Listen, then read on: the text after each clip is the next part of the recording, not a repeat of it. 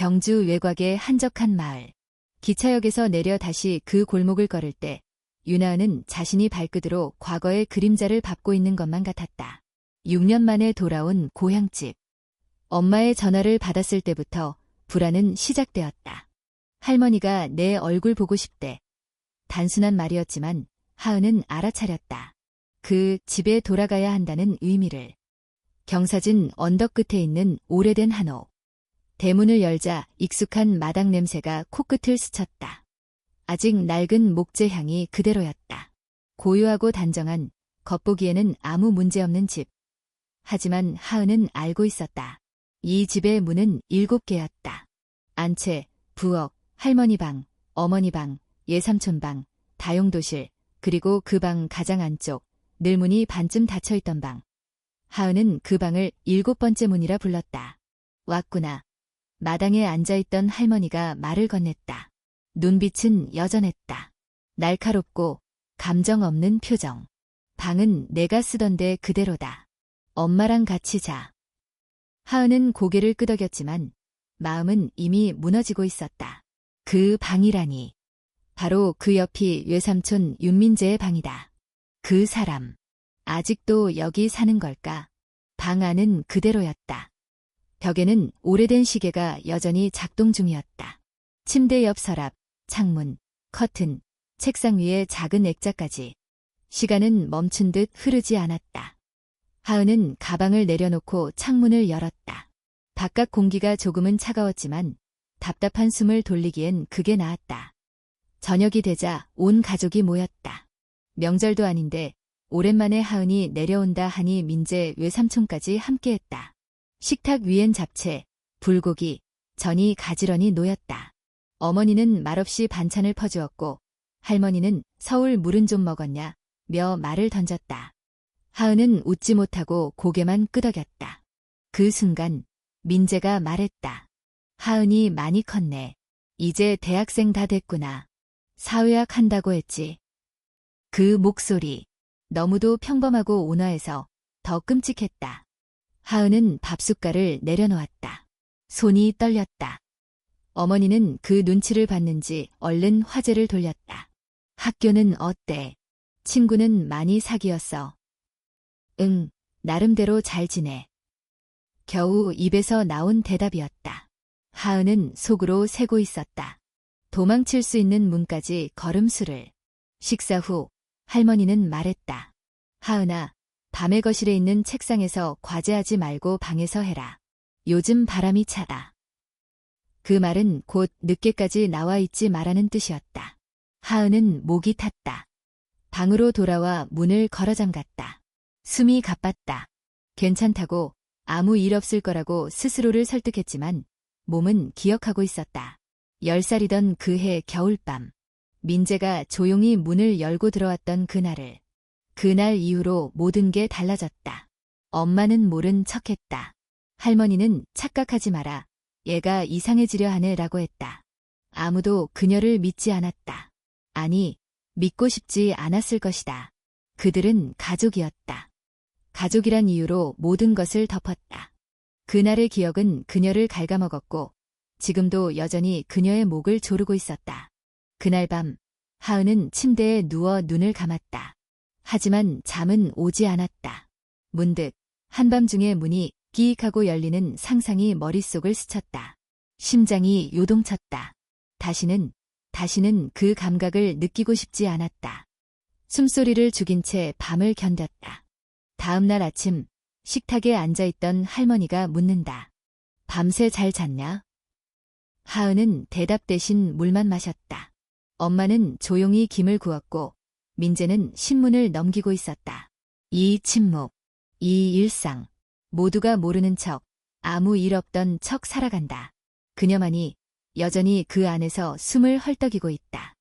서울로 돌아가는 날, 엄마가 역까지 배웅을 나왔다.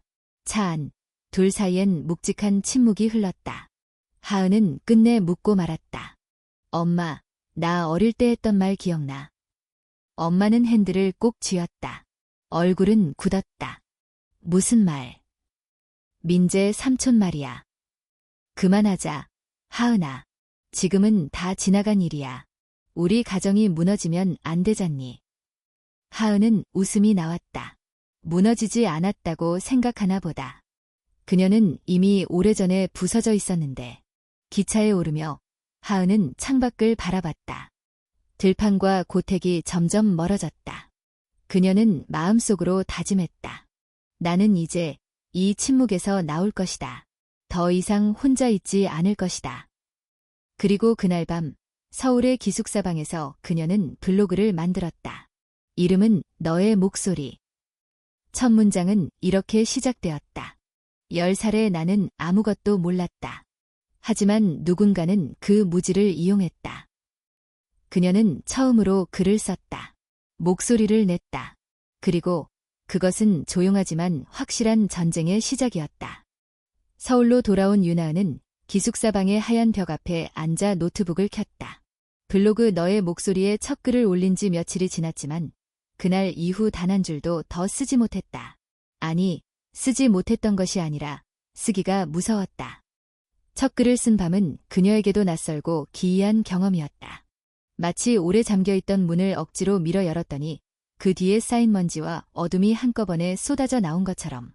그러나 동시에 그 어둠 속에서 처음으로 자신이 진짜 존재하고 있다는 것을 느꼈다. 10살의 나는 아무것도 몰랐다. 하지만 누군가는 그 무지를 이용했다. 그 한 줄, 짧았지만 그 안에 모든 진실이 담겨 있었다. 그녀는 다시 글쓰기 창을 열었다. 손가락은 떨렸지만 이번엔 멈추지 않았다. 나는 그날 이후 달라졌다. 내 몸이 낯설어졌고 거울 속 내 얼굴이 나 같지 않았다. 사람들의 웃음이 두려웠고 칭찬조차 의심스러웠다. 내가 말하면 아무도 믿지 않을 것 같았다. 아니, 믿고 싶어 하지 않을 거라는 걸 알았다. 그래서 나는 말하지 않았다. 그냥 조용히 그렇게 컸다. 글을 올리고 나니 손끝이 시렸다. 눈물도 나오지 않았다. 마음 한켠이 비어버린 것 같았다. 하지만 그 빈 공간 속으로 어떤 작은 빛이 스며드는 것 같기도 했다. 다음 날 예상치 못한 일이 일어났다. 블로그에 댓글이 달리기 시작한 것이다. 저랑 너무 비슷한 경험이에요. 저는 아직도 아무한테도 말 못했어요. 근데 언니 글 읽고 조금은 용기 나요. 감사합니다. 이런 글을 써줘서. 저도 어릴 때 삼촌이. 하은은 화면을 보며 숨을 멈췄다. 단지 자기만의 상처라고 생각했던 일이 누군가의 이야기이기도 했다는 사실. 그녀는 충격과 안도, 그리고 분노가 뒤섞인 감정을 느꼈다. 왜 이렇게 많은 사람들이 말하지 못했을까? 왜 모두가 숨었을까? 그리고 왜 그녀조차 그렇게 살아왔을까? 며칠 뒤 하은은 수업 후 도서관 대신 사회대 건물 옥상에 앉아 있었다. 바람이 차가웠지만 머릿속이 더 복잡했다. 여기 자주 오세요. 익숙한 목소리였다. 지수였다. 기숙사 룸메이트이자 그녀의 몇 안 되는 친구. 하은은 고개를 끄덕였다. 지수는 조심스럽게 옆에 앉았다. 요즘 좀 이상했어. 밤마다 자주 깨고 밥도 잘 안 먹고. 괜찮아. 그 질문에 하은은 쉽게 대답할 수 없었다. 하지만 이제 더는 숨고 싶지 않았다. 나 글 써. 블로그에. 그냥 말 못한 이야기들. 지수는 놀란 듯했지만 곧 고개를 끄덕였다. 그게 내가 밤마다 쓰던 거구나. 응. 읽어봐도 돼. 하은은 망설이다가 조용히 노트북을 건넸다. 지수는 말없이 읽었다. 긴 침묵. 페이지를 넘길 때마다 그녀의 표정이 변했다. 마지막 문단을 다 읽고 난 뒤 지수는 노트북을 닫고 하은의 손을 꼭 잡았다. 너 대단하다. 아니야. 그냥 견딘 거야. 견딘 것도 용기야. 그날 밤 지수는 커피를 끓이며 말했다. 내 사촌도 비슷한 경험이 있어. 근데 아무도 안 믿어졌대. 가족끼리 그런 일이 있을 리 없다고. 결국 그 애는 집 나가고 연락 끊겼어. 하은은 놀라움과 함께 복잡한 동질감을 느꼈다. 우린 생각보다 더 가까이 있었다. 다음 주 사회학 수업 시간에 권력과 침묵이라는 주제로 토론이 진행되었다. 교수님은 질문했다. 왜 피해자는 쉽게 목소리를 내지 못할까요? 하은은 손을 들었다. 처음이었다. 그녀가 수업 중에 스스로 입을 연 것은 왜냐하면 권력은 때때로 침묵을 유도하기 때문입니다. 피해자는 믿음을 의심받을까 두렵고 그 침묵 속에서 자기 책임처럼 느껴지게 됩니다. 특히 가정이라는 공간 안에서의 폭력은 더더욱 말하기 어렵습니다. 가족이라는 이름이 진실을 가로막기 때문입니다. 교실은 조용했다. 교수는 고개를 끄덕였다. 좋은 지적이에요. 윤아은 학생. 그날 이후 하은은 블로그에 정기적으로 글을 쓰기 시작했다. 그리고 너의 목소리는 어느새 비슷한 상처를 가진 사람들의 공간이 되었다. 댓글은 늘어났고 몇몇은 익명으로 사연을 보냈다. 어떤 이는 글을 읽고 처음으로 병원에 갔다고, 또 어떤 이는 글을 인쇄해 엄마에게 보여줬다고 했다. 하은은 알았다. 자기 목소리가 누군가에게는 구조 신호였다는 것을.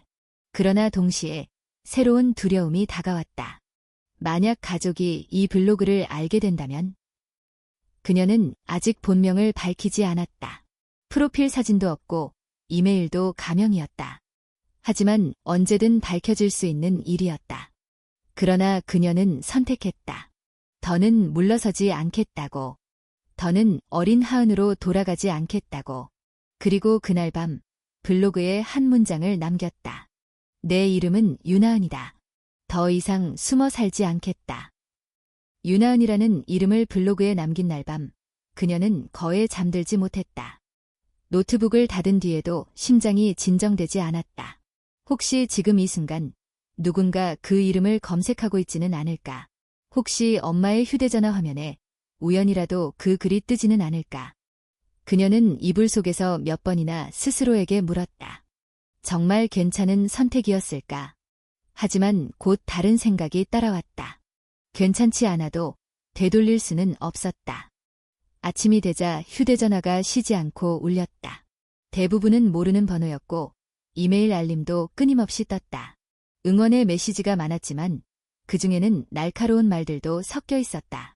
가족 일을 왜 밖으로 들고 나오냐? 기억을 왜곡한 거 아니냐? 증거도 없이 사람 인생 망치지 마라. 하은은 하나하나 읽지 않으려고 애썼지만 몇 문장은 머릿속에 깊게 박혔다. 특히 증거라는 단어가 그랬다. 증거. 그녀의 몸에 남아있던 공포와 불면, 관계 맺기의 어려움은 증거가 아니었던 걸까? 수업 시간에도 집중할 수 없었다. 칠판의 글씨가 흐릿해졌고 교수의 목소리는 멀어졌다. 쉬는 시간, 지수가 다가왔다. 괜찮아? 응, 조금 시끄러워서. 지수는 말없이 하은 옆에 앉아 커피를 내밀었다. 오늘 아침에 내 블로그 기사로 떴어. SNS에서 공유 많이 되고 있어. 하은의 손이 멈췄다. 기사. 응, 실명 공개한 용기 있는 피해자라고. 그 말에 마음 한켠이 싸늘해졌다. 이제 정말 되돌릴 수 없는 강을 건넌 것이다. 그날 오후 낯선 번호로 전화가 걸려왔다. 하은은 한참을 망설이다 받았다. 하은이니. 엄마였다. 순간 숨이 막혔다. 목소리는 예전과 같았지만 그 안에 섞인 떨림을 하은은 놓치지 않았다. 응, 엄마. 서울에 있지. 응. 짧은 침묵이 흘렀다. 그 침묵 속에는 수많은 말이 엉켜 있었다. 엄마가 먼저 입을 열었다. 그 글 내가 쓴 거 맞지? 하은은 잠시 눈을 감았다. 응. 전화기 너머에서 숨을 고르는 소리가 들렸다. 얘 왜 이제 와서 이런 일을. 그 말은 질문 같기도 비난 같기도 했다. 하은의 가슴이 조여왔다. 엄마, 나 이제 와서 한 게 아니야. 이제서야 할 수 있게 된 거야. 민재 삼촌은 그 사람은 뭐가 되니? 그 순간 하은의 마음속에서 무언가 끊어졌다. 분노라기보다는 깊은 슬픔에 가까운 감정이었다. 그 사람은 이미 나한테서 많은 걸 가져갔어. 엄마. 근데 나는 아무것도 가져오지 못한 채로 살았어. 지금 이건 복수가 아니야. 그냥 살아보려는 거야. 엄마는 아무 말도 하지 않았다. 전화기 너머에서 울음이 새어나왔다. 미안해. 엄마가 말했다.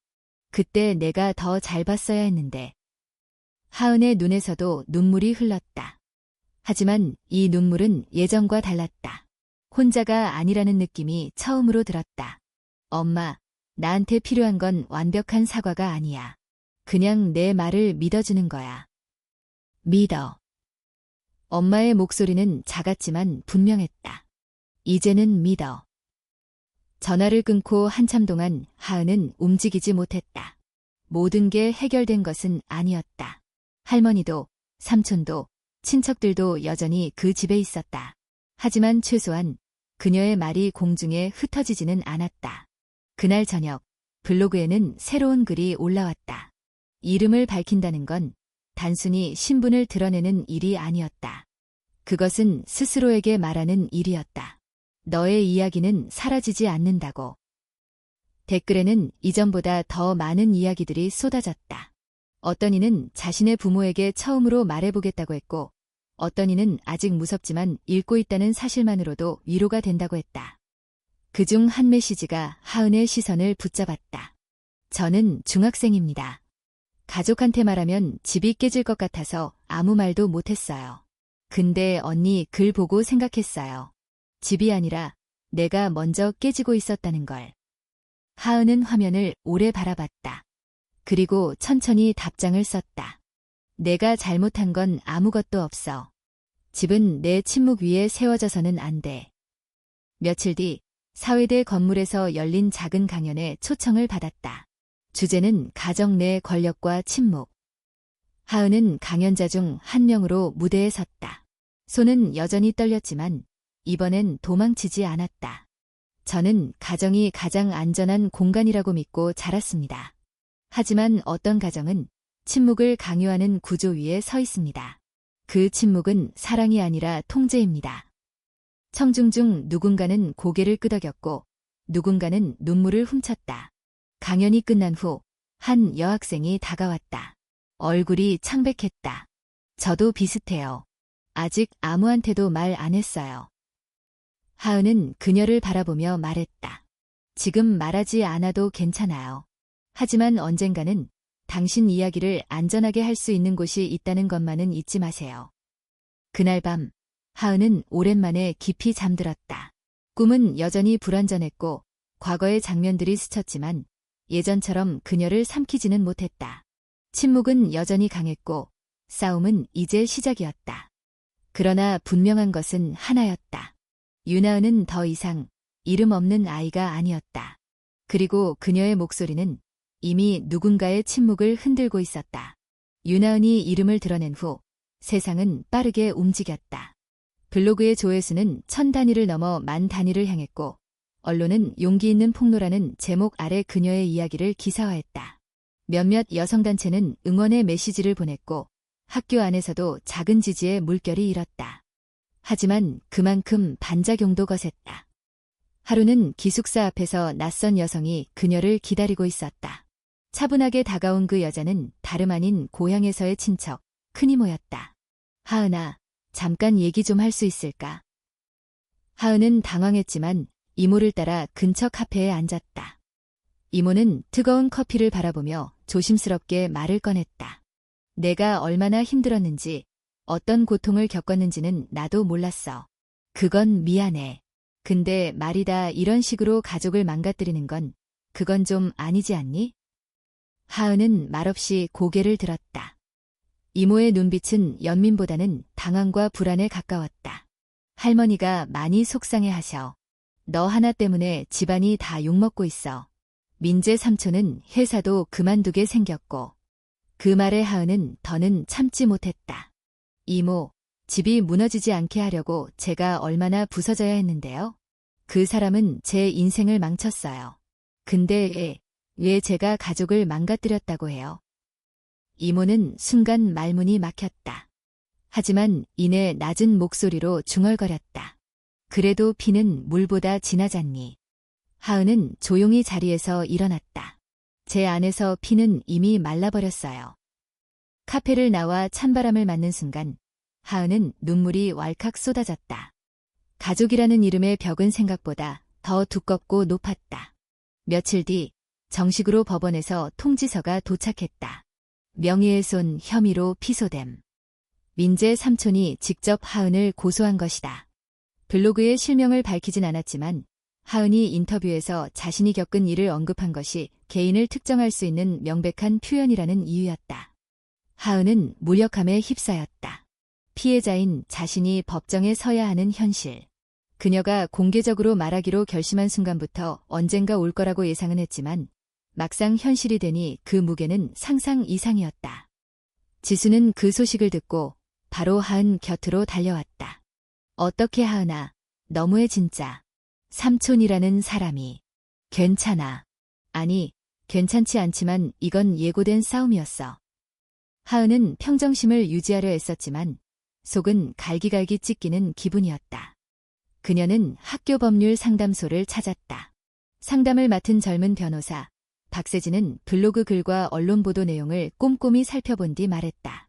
피해자임에도 가해자에게 고소당하는 사례 생각보다 많습니다. 하지만 윤하은 씨, 중요한 건 당신이 진실을 말했고 이를 뒷받침할 정황들이 있다는 겁니다. 충분히 싸워볼 수 있어요. 하은은 조용히 고개를 끄덕였다. 그 말 한마디가 어쩌면 지난 몇 주간 들은 말 중 가장 따뜻했다. 소장을 받은 뒤부터 그녀의 일상은 달라졌다. 수업이 끝나고 도서관 대신 변호사 사무실로 향하고 밤에는 블로그 운영보다 진술서를 정리했다. 지수는 그런 하은을 말없이 도왔다. 밤새 함께 커피를 마시며 서류를 프린트하고 문장을 정리해 주었다. 이게 다 끝나면 뭐 하고 싶어? 지수가 물었다. 하은은 잠시 생각하다가 말했다. 조용히 걷고 싶어. 아무도 쳐다보지 않고 아무도 내 이름을 부르지 않는 거리에서 그냥 나로. 그 말을 하며 하은은 깨달았다. 자신은 지금까지 한 번도 온전한 나로 살아본 적이 없었다는 걸. 항상 누군가의 딸, 누군가의 조카, 누군가의 피해자로 존재했지 윤하은으로 존재한 적은 없었다. 첫 재판 날, 법정에 들어서기 전 그녀는 잠시 거울을 보았다. 화장은 거의 하지 않았지만 눈빛만큼은 단단했다. 박 변호사가 그녀 옆에 서서 조용히 말했다. 진실은 때로는 느리지만 결코 멈추지 않습니다. 재판정 안에는 민재 삼촌도 있었다.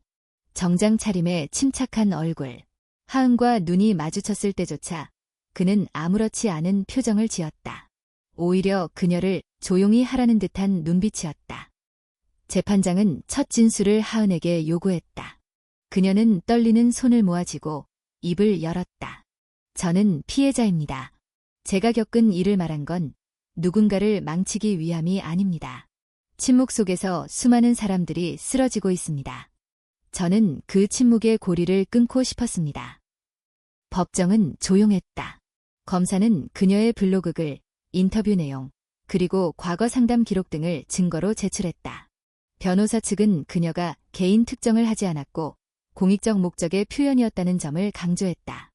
반면 민재 측 변호사는 피해 사실에 대한 객관적 증거 없음을 반복했고 그녀의 글로 인해 사회적 지위와 명예에 심각한 손상이 있었다고 주장했다. 하은은 들으며 생각했다. 사회적 지위라. 그 사람에게는 아직도 지위가 있지만 나는 여전히 악몽에서 벗어나지 못하는데. 재판이 끝난 후 하은은 조용히 건물을 나섰다. 밖에선 몇몇 기자들이 기다리고 있었다. 마이크를 들이밀며 물었다.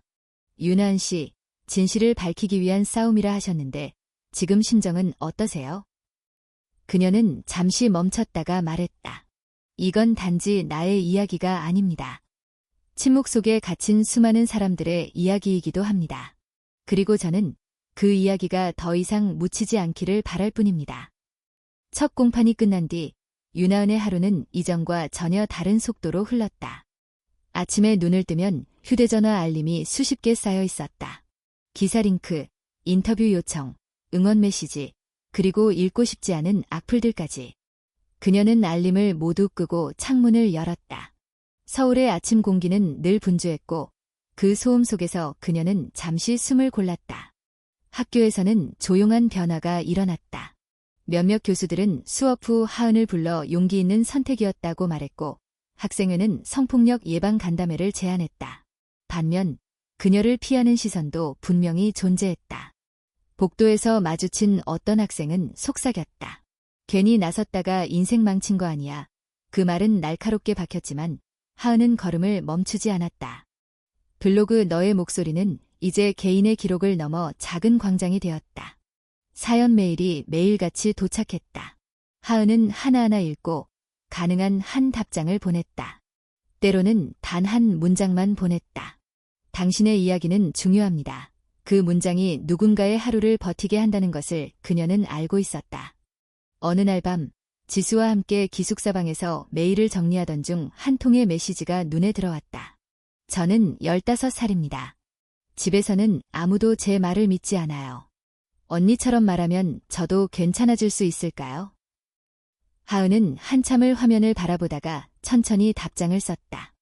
괜찮아지는 건 하루아침에 오지 않아.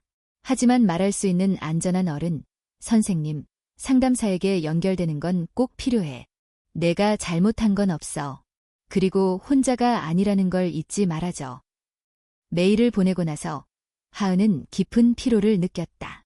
타인의 고통을 마주하는 일은 용기를 주기도 했지만 동시에 자신을 소모시켰다. 그녀는 이 일을 혼자서는 감당할 수 없다는 것을 깨달았다. 며칠 뒤 여성학 동아리의 초청으로 작은 모임이 열렸다. 하은은 강연자가 아니라 참여자로 앉았다. 원탁에 둘러앉은 10명 남짓의 학생들은 각자의 이야기를 조금씩 꺼냈다. 누군가는 친구에게, 누군가는 가족에게 받은 상처를 이야기했다. 그 자리에는 눈물도 있었고 긴 침묵도 있었다. 모임이 끝나갈 무렵 한 학생이 말했다. 이런 공간이 계속 있었으면 좋겠어요. 말할 수 있는 곳이요. 그 말은 하은의 마음에 오래 남았다. 그날 이후 그녀는 지수와 함께 작은 계획을 세우기 시작했다. 정식 단체를 만들기엔 아직 이르지만 최소한 연결의 통로를 만들 수는 있었다. 온라인 상담 연결 리스트, 지역 상담소 정보, 신고 절차를 정리한 자료를 블로그에 올렸다. 도움이 필요할 때라는 고정 게시물을 만들었다. 반응은 빠르게 왔다. 어디서부터 시작해야 할지 몰랐는데 큰 도움이 됐다. 는 메시지들이 이어졌다. 하은은 자신이 무언가를 바꾸고 있다는 사실을 체감했다. 크지 않아도, 느리더라도. 하지만 재판은 계속되었다. 두 번째 공판을 앞두고 민재 측은 하은의 신뢰성을 공격했다. 그녀의 학과, 활동, 인터뷰 발언을 문제 삼으며 주목을 얻기 위한 과장이라고 주장했다. 하은은 준비 서면을 읽으며 손이 차가워지는 것을 느꼈다. 박세진 변호사는 단호했다. 상대는 흔들려고 합니다. 하지만 당신의 일관성과 기록이 가장 큰 힘이에요. 그 말에 하은은 고개를 끄덕였다. 그녀는 다시 일기를 꺼냈다. 어릴 적 쓰다만 노트, 대학에 와서 쓴 메모들, 상담 기록의 날짜들. 조각처럼 흩어진 기억을 하나의 시간선으로 엮었다. 그녀의 삶은 증거였다. 공판 전날 밤, 하은은 엄마에게서 메시지를 받았다. 내일 나도 갈게. 내 옆에 있을게. 짧은 문장이었지만 하은의 눈시울이 뜨거워졌다. 다음 날 법정에서 엄마는 방청석에 앉아 있었다. 손을 꼭 쥔 채 고개를 들고 하은을 바라보고 있었다. 그 시선은 과거의 침묵과는 달랐다. 증인신문에서 하은은 흔들렸지만 무너지지 않았다. 질문은 날카로웠고 과거를 다시 끄집어내야 했다. 하지만 그녀는 또렷하게 말했다. 기억나는 것과 기억나지 않는 것을 구분했고 모르는 것은 모른다고 답했다. 과장하지 않았다. 그 진정성이 법정을 채웠다. 재판이 끝난 뒤 한 기자가 물었다. 이 싸움이 너무 힘들지 않나요? 하은은 잠시 생각하다가 답했다. 힘듭니다. 하지만 예전의 침묵이 더 힘들었습니다. 그날 저녁 그녀는 블로그에 글을 올렸다. 나는 아직 두렵다. 그러나 두려움 속에서도 말할 수 있다는 것을 배웠다. 그리고 말은 연결을 만든다. 연결은 고립을 깨뜨린다. 글이 올라가자마자 수많은 공감이 달렸다. 그중 하나는 짧았지만 분명했다. 당신 덕분에 오늘 상담 예약을 했습니다. 하은은 노트북을 덮고 창밖을 바라봤다. 도시의 불빛이 흔들리고 있었다. 그녀는 여전히 완벽하지 않았다. 악몽도, 불안도 남아있었다. 그러나 이제 그녀는 알고 있었다. 자신이 혼자가 아니라는 것, 그리고 자신의 목소리가 누군가의 밤을 조금은 덜 어둡게 만든다는 것을. 그 사실 하나로 그녀는 다시 하루를 시작할 수 있었다. 재판이 진행되는 와중에도 윤하은은 블로그와 온라인 자료실을 정기적으로 업데이트했다. 정보는 실질적이어야 했다. 피해자가 도움을 받을 수 있는 상담소, 법률지원센터, 병원 리스트를 정리하고 신고 절차와 사례별 팁을 모았다. 그 과정은 결코 쉽지 않았다. 실수를 피하기 위해 자료 하나하나를 직접 검토하고 전화에 확인하며 시간을 쏟아부었다. 하지만 그 모든 수고를 가치 있게 만든 건 단 하나의 메시지였다. 당신 덕분에 병원에 다녀왔고 이제는 상담도 받고 있어요. 나를 탓하지 않아도 되는 걸 처음 알았어요. 하은은 그 메시지를 수첩에 적어 넣었다. 지치거나 흔들릴 때마다 꺼내보기 위해. 지수는 어느 날 밤 하은에게 조용히 말했다. 이제 너 혼자 감당하기엔 너무 커진 것 같아. 같이 할 사람들을 모아보자. 하은도 느끼고 있었다. 자신 혼자만의 싸움이 아니라는 것. 너의 목소리는 이제 수십 명, 어쩌면 수백 명의 목소리를 담고 있었다. 그들에게 보다 안정적인 공간이 필요했다. 하은과 지수는 동료 몇 명과 함께 프로젝트 팀을 만들었다. 팀명은 소리의 온도. 소리, 즉 목소리가 사람을 따뜻하게 할 수 있다는 의미였다. 이들은 온라인 중심의 정보 제공에서 나아가 피해자들을 위한 자조 모임과 익명 커뮤니티를 기획했다. 학교 커뮤니티와 연계하여 강의도 준비했다. 첫 워크숍은 예상보다 많은 사람들이 신청했다. 12명이 작은 강의실에 모였다. 각자 표정은 다르고 침묵의 깊이도 달랐지만 공통된 것은 있었다. 말하고 싶은 마음. 그리고 들을 준비가 된 기. 하은은 그 자리에 앉아 말했다. 우리는 전문가가 아니에요. 다만 누구보다 이 이야기를 들어줄 수 있는 사람들이라고 생각해요. 여기서는 비교하지 않아도 돼요. 누가 더 아팠는지, 더 오래 참았는지 말하지 않아도 괜찮아요. 우리는 모두 충분히 견뎌왔어요. 그 말에 누군가는 고개를 끄덕였고 누군가는 눈물을 흘렸다. 몇몇은 그 자리에서 처음으로 자신의 이야기를 꺼냈다. 오랜 침묵을 깨는 순간이었다. 그 조심스러운 목소리들은 하은의 가슴을 뜨겁게 했다. 워크숍이 끝나고 한 학생이 다가왔다. 작은 체구의 말수가 적은 학생이었다. 언니, 저 사실 여기 올까 말까 정말 고민했어요. 근데 여기 와서 들으면서 생각했어요.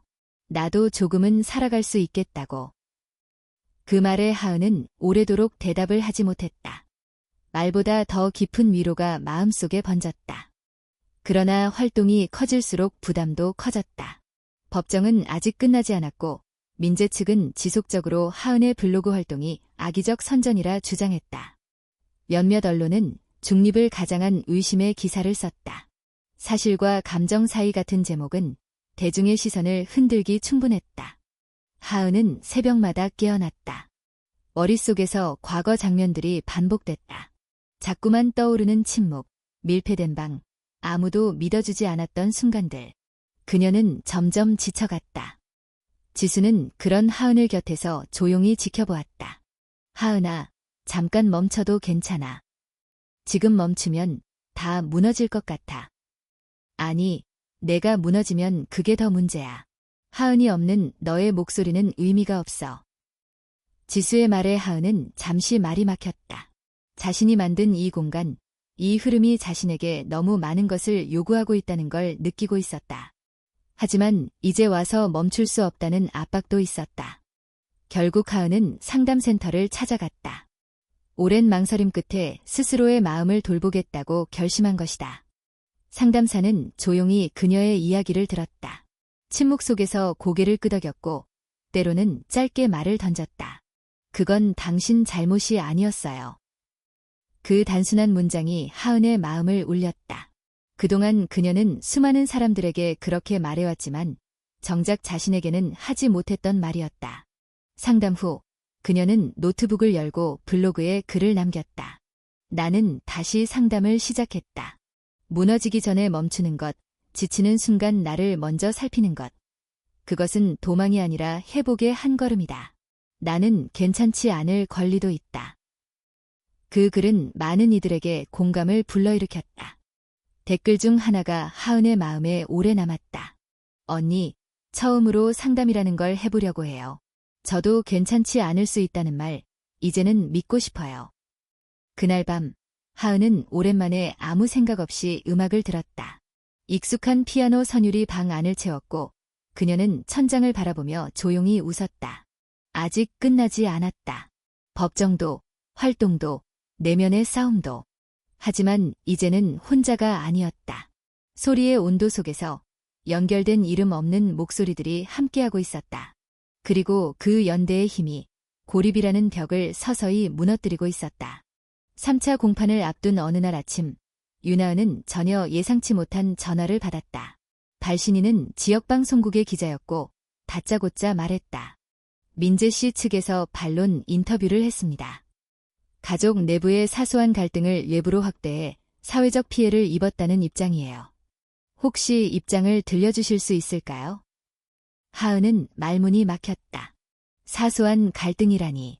10살의 그녀가 견뎌야 했던 공포와 침묵이 겨우 그런 말로 축소될 수 있다는 현실이 모욕처럼 다가왔다.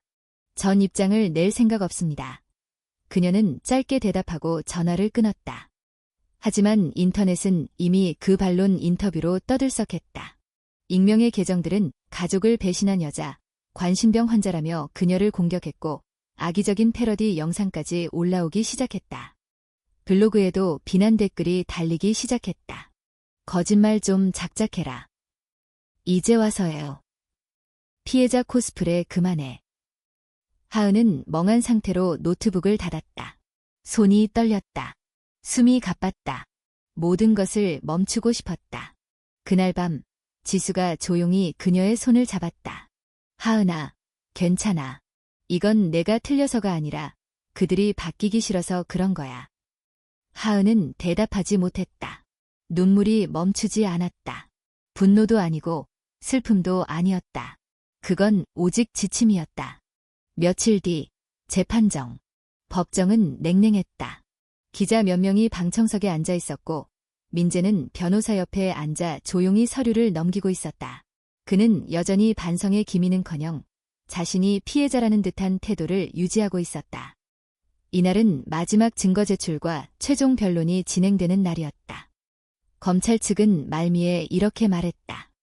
이 사건은 단지 개인 간의 명예훼손 문제가 아닙니다.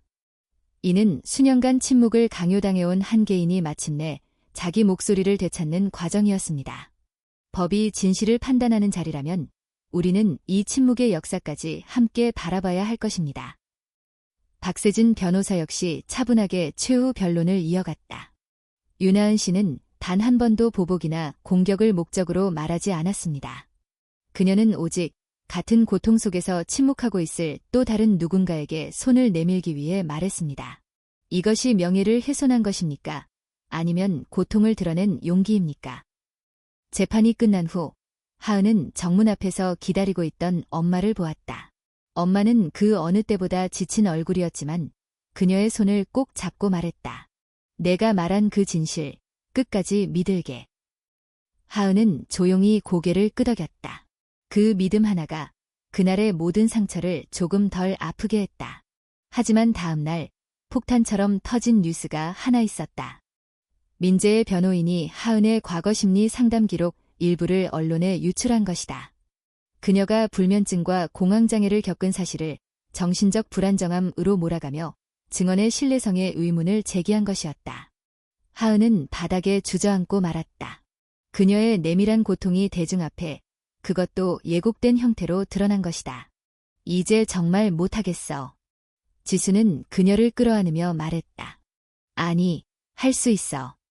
왜냐하면 지금까지 내가 말해온 진실은 누구도 흔들 수 없었어. 지금 이 고통도 언젠가는 누군가에게 의미가 될 거야. 그 말에 하은은 오랜 침묵 끝에 입을 열었다. 그럼에도 난 말할 거야. 지금 이 고통을 누군가가 이해하지 못해도 나처럼 말하고 싶은 사람이 또 있다면 그 사람에게 내가 한 줄기 빛이 될 수 있다면. 그녀는 다시 일어섰다. 며칠 뒤 하은은 학교 강의실에서 특별 세미나에 초청받았다. 주제는 트라우마 이후의 삶. 그녀는 강단에 섰고 마이크 앞에서 차분하게 말했다. 어떤 기억은 삶 전체를 뒤흔듭니다. 그리고 어떤 침묵은 그 기억보다 더 오래 갑니다. 저는 이제 말할 줄 알게 되었습니다. 매일이 두렵지만 두려움 속에서도 말할 수 있는 사람이 되고 싶습니다. 학생들 사이에 조용한 박수가 울려 퍼졌다. 그리고 한 학생이 조심스럽게 손을 들고 말했다. 저도 어릴 적 있었던 일을 아무에게도 말 못했어요. 근데 오늘 처음으로 언젠가는 말해도 괜찮을 것 같다는 생각이 들었어요. 하은은 미소 지었다. 지금 이 순간이 그 언젠가의 시작이 될 수 있어요.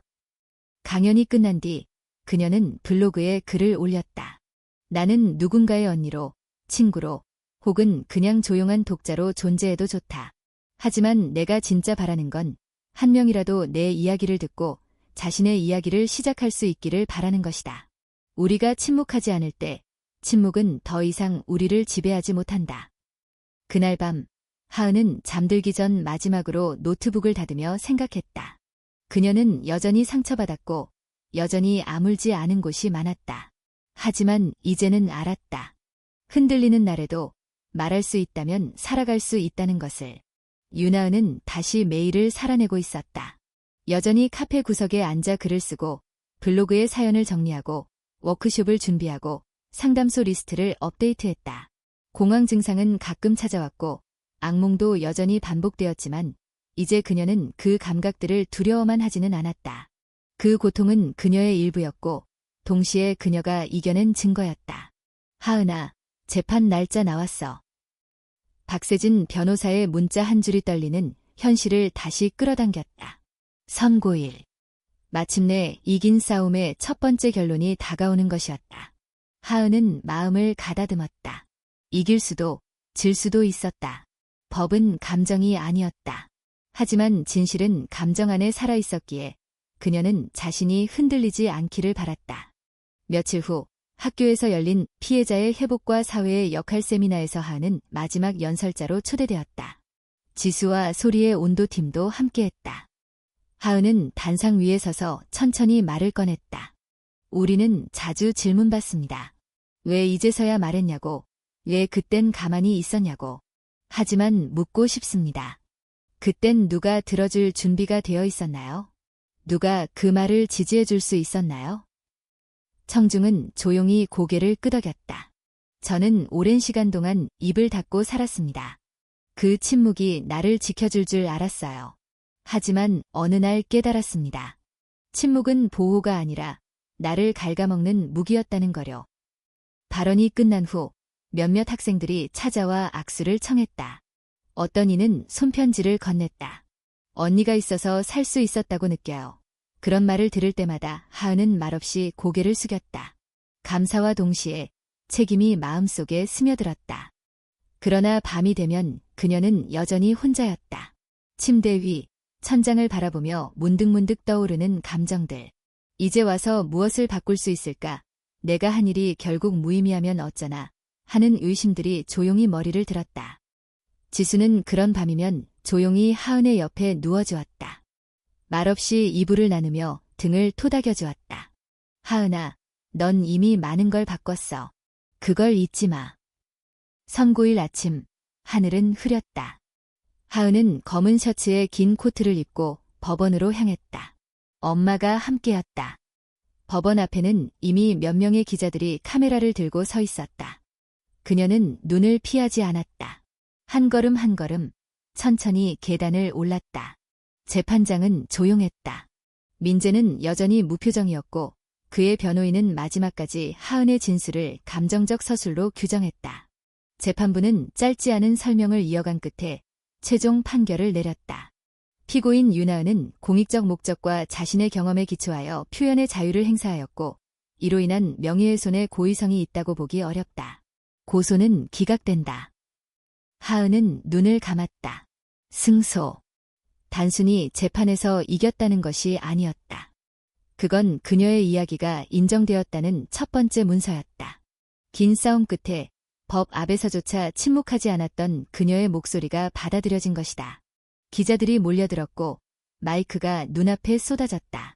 하은 씨, 지금 기분이 어떠세요?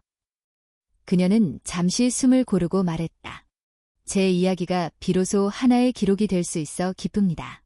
하지만 이건 끝이 아니라 시작입니다. 아직도 말하지 못한 수많은 사람들이 있습니다. 그들에게 작은 빛이 되고 싶었고 앞으로도 그러고 싶습니다.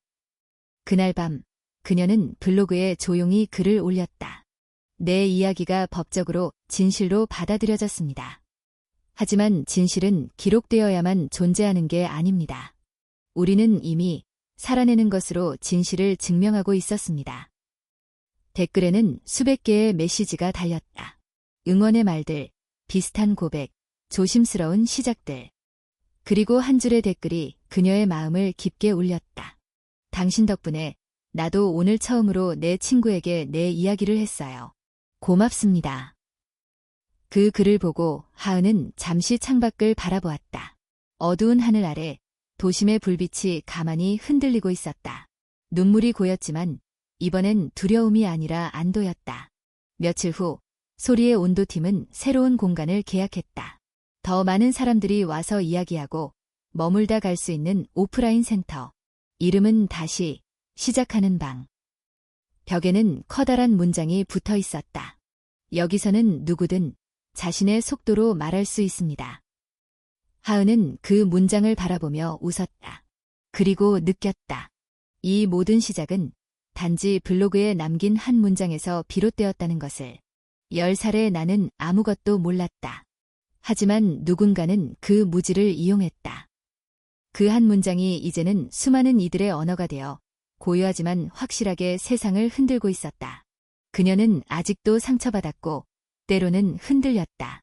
하지만 이제는 말할 수 있었다. 자신의 삶을, 자신의 상처를, 자신의 진실을, 그리고 그 진실이 누군가의 어두운 방에 작은 빛이 되어 가닿기를. 법정 승소 이후 윤하은의 삶은 조용히, 그러나 분명히 달라졌다. 너의 목소리 블로그는 여전히 운영 중이었고 댓글과 사연은 끊임없이 이어졌다. 무엇보다 큰 변화는 오프라인 공간 다시 시작하는 방의 개소였다. 그곳은 단순한 상담실이 아니었다. 누구나 들러 쉴 수 있는 따뜻한 방, 커피를 마시며 이야기를 나누는 열린 공간, 그리고 무엇보다도 침묵하지 않아도 되는 공간이었다. 하은은 매주 2번 그곳에서 이야기 나눔 시간을 열었다. 처음엔 조심스럽게 입을 떼던 이들이 이제는 서로의 눈을 바라보며 웃었다. 누군가는 고백했고 누군가는 그냥 듣기만 했다. 그 모든 방식이 존중받았다. 그녀는 그 공간 안에서 처음으로 진심으로 웃는 사람들을 자주 보게 되었다. 그리고 알았다.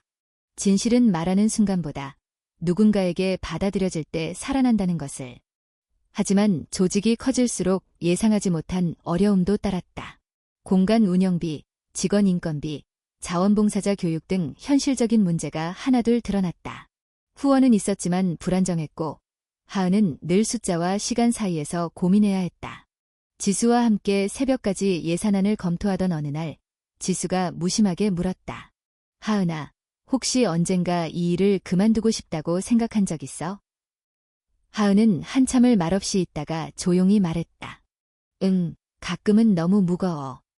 누군가의 고통을 매일 듣는다는 게 쉬운 일이 아니니까. 내가 버티는 힘만으로는 부족하다는 생각도 들고. 지수는 고개를 끄덕이며 말했다. 그럼에도 불구하고 계속하는 거잖아. 그게 너야. 그 말에 하은은 작게 웃었다. 자신이 언제부터 이 길을 선택했는지도 기억나지 않았다. 어느 날 그저 너무 오래 참았던 이야기를 꺼냈을 뿐인데 그 이야기가 또 다른 이야기들을 불러왔고 그 이야기들이 서로를 비추는 거울이 되어버린 것이었다. 한편 그녀의 가족은 여전히 어딘가에서 조용히 숨을 죽이고 있었다. 재판 이후 엄마는 몇 번 더 서울에 올라와 그녀를 도왔지만 다른 가족들과는 완전히 단절된 상태였다. 그러던 어느 날 하은은 낯선 번호로부터 편지를 한 통 받았다. 보낸 사람은 할머니였다. 하은아, 이제야 펜을 든다. 그날 이후 난 너에게 어떤 얼굴로 다시 말을 걸어야 할지 몰랐다. 그저 민재가 그런 일을 저질렀을 거라고 상상조차 하지 못했다는 게 내 죄다. 널 믿지 않은 게 아니라 믿고 싶지 않았던 거다. 하지만 이제는 안다. 너의 목소리가 얼마나 오랜 시간 억눌려 있었는지. 늦었지만 미안하다. 그리고 사라져서 고맙다. 하은은 편지를 준 채 오랫동안 움직이지 못했다. 마음 어딘가에서 눌려있던 응어리가 조금씩 풀어지는 느낌이었다. 며칠 후 그녀는 혼자 고향으로 내려갔다. 아무에게도 알리지 않았다. 익숙한 버스터미널, 골목, 낡은 가로등. 그 모든 것들이 어린 시절의 기억을 흔들었다. 그리고 오래된 집 앞에 섰다. 현관 앞에서 문을 열고 나온 건 할머니였다. 예전보다 더 작아진 몸, 그러나 눈빛은 또렷했다. 둘은 말없이 마주섰다. 오랜 침묵 끝에 할머니가 먼저 입을 열었다. 잘 왔다. 추운 날에. 하은은 조용히 고개를 끄덕였다. 아무 말도 하지 않았지만 모든 것이 그 눈빛과 표정에 담겨 있었다. 용서가 아닌 이해, 후회가 아닌 인정. 그건 하나의 용기였다. 잠시 앉아 차를 마시는 동안 할머니는 더 이상 아무 말도 하지 않았다. 그저 하은의 손을 잡았을 뿐이다. 그 손은 차가웠지만 떨리지 않았다. 서울로 돌아오는 길, 하은은 창밖을 오래 바라보았다. 세상은 변하지 않았다. 여전히 복잡했고 여전히 누군가는 고통받고 있었다. 하지만 그녀는 알고 있었다. 사람은 변화할 수 있다는 것을. 그 주말 다시 시작하는 방에서는 작은 전시회가 열렸다. 제목은 우리가 남긴 말들. 참가자들은 자신이 회복의 과정에서 써내려간 문장, 메모, 편지, 일기를 공유했다. 벽 한쪽엔 이런 글귀가 붙어 있었다. 내가 살아있다는 것을 다시 믿기까지 오랜 시간이 필요했다. 그 시간을 함께 건너준 사람들이 있어 나는 오늘도 말할 수 있다. 그 글을 쓴 이는 따로 밝히지 않았다. 하지만 하은은 알 수 있었다. 그 말이 얼마나 진실한지, 얼마나 많은 이들의 고백을 품고 있는지. 전시회가 끝난 뒤 한 참가자가 하은에게 조심스럽게 말했다. 사실 전 아직 아무에게도 제 이야기를 하지 못했어요. 근데 오늘 이 공간에서 처음으로 누군가의 눈을 보며 고개를 들 수 있었어요. 하은은 조용히 대답했다. 말하는 것도 고개를 드는 것도 모두 시간이 필요해요. 하지만 괜찮아요. 그 속도는 각자의 것이니까요. 그녀는 그날 밤 블로그에 글을 올렸다. 우리는 서로의 증거가 될 수 있다. 기록되지 않아도, 인정받지 않아도 존재 자체로 살아있음을 증명할 수 있다. 고통은 혼자가 아니다. 그리고 우리는 서로의 말 위에 서서 버텨내고 있다. 이제 그녀에게 증언은 더 이상 법정에서만 이루어지는 행위가 아니었다. 그것은 살아있다는 증거였고 서로를 향한 다정한 손짓이었다. 그리고 그녀는 느꼈다. 끝이 아닌 새로운 시작이 다가오고 있다는 것을. 계절이 바뀌었다.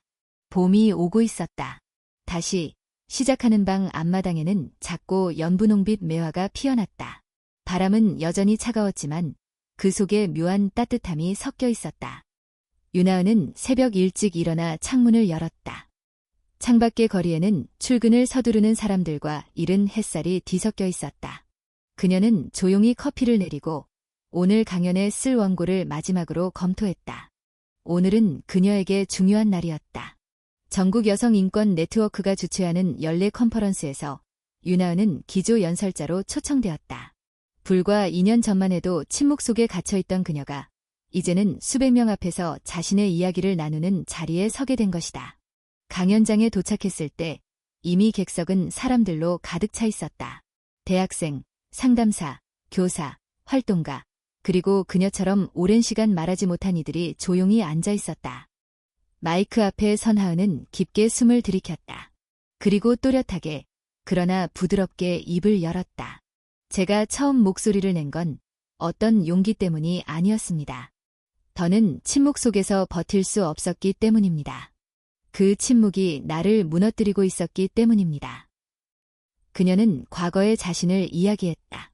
10살의 기억, 믿지 않는 어른들, 자기 탓일지도 모른다고 의심했던 나날들. 그리고 말하기로 결심한 순간부터 겪어야 했던 수많은 싸움들. 그 이야기를 하는 동안 하은의 목소리는 한 번도 떨리지 않았다. 오히려 객석에서 숨죽이는 소리가 들렸다. 누군가는 눈을 감았고 누군가는 눈물을 훔쳤다. 하은은 강연의 마지막을 이렇게 맺었다. 말한다는 건 단지 과거를 드러내는 일이 아닙니다. 그건 미래를 바꾸겠다는 의지입니다. 우리가 말함으로써 더는 다음 피해자가 같은 침묵을 반복하지 않도록 하는 일입니다. 그래서 저는 오늘도 말합니다. 그리고 여러분 모두가 각자의 목소리를 잃지 않기를 바랍니다. 강연이 끝나자 객석은 조용히 박수를 보냈다. 그것은 소란스러운 환호가 아니었지만 더 진실한 울림이었다. 하은은 무대에서 내려와 관객 중 한 명이 내민 손을 따뜻하게 잡았다. 그날 밤 하은은 오랜만에 너의 목소리 블로그에 글을 올렸다. 오늘은 특별한 날이었습니다. 수많은 얼굴들, 조용한 눈빛, 그리고 그 안에 담긴 수많은 침묵을 보았습니다. 이제 저는 알게 되었습니다. 말할 수 있는 사람보다 들어줄 수 있는 사람이 더 많아질 때 진짜 변화가 시작된다는 것을. 며칠 후 소리의 온도팀은 첫 전국 네트워크 회의를 열었다. 각 지역에서 활동하는 청년, 상담가, 피해 생존자들이 온라인으로 연결되었다.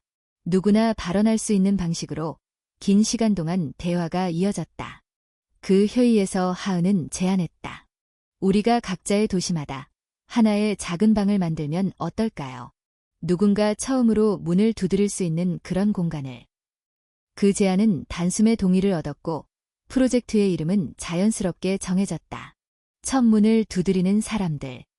그날부터 하은은 전국 여러 도시의 팀들과 소통하기 시작했다. 교육 자료를 나누고 활동 매뉴얼을 정리하고 경험을 나누며 서로를 지지했다. 예산은 넉넉하지 않았지만 마음은 어느 때보다 충만했다. 시간이 흘렀고 어느 날 그녀는 한 중학교로부터 연락을 받았다. 교내 성감수성 교육의 일환으로 생존자의 이야기 시간을 열고 싶다는 요청이었다. 그 학교는 하은이 12살 때 다녔던 곳이었다. 잠시 망설였지만 하은은 수락했다. 그리고 강당에 들어섰을 때 어린 시절의 교실 풍경이 어렴풋이 떠올랐다. 아이들은 조용히 앉아 있었고 그녀는 천천히 입을 열었다. 안녕하세요. 저는 어릴 적 이 학교에 다녔던 사람입니다. 그리고 지금 여러분 앞에 서서 제 이야기를 전하려고 합니다. 그날 강연은 짧았지만 아이들의 눈빛은 깊었다. 마치 무엇인가를 막 알게 된 사람들처럼 진지했고 조용했다. 끝나고 한 여학생이 다가와 조용히 물었다. 언니 그럼 나도 말해도 돼요? 하은은 잠시 눈을 감았다가 조용히 대답했다. 그래. 말해도 돼. 언제든 준비가 되었을 때. 서울로 돌아오는 기차 안, 하은은 유리창에 비친 자신의 얼굴을 바라보았다. 예전보다 조금 더 단단해진 눈, 그리고 더 부드러워진 표정. 그녀는 여전히 치유의 길 위에 있었다. 그 길은 끝나지 않았다. 때로는 지치고 다시 흔들릴지도 몰랐다. 하지만 이제는 알고 있었다. 자신의 이야기를 말할 수 있는 사람은 언젠가 다른 사람의 이야기를 들어줄 수 있는 사람이 된다는 것. 그것이 삶이 서로를 구하는 방식이라는 것을. 기차가 도심으로 들어섰다. 불빛들이 창밖으로 지나갔다. 그녀는 다시 노트북을 열고 글을 쓰기 시작했다.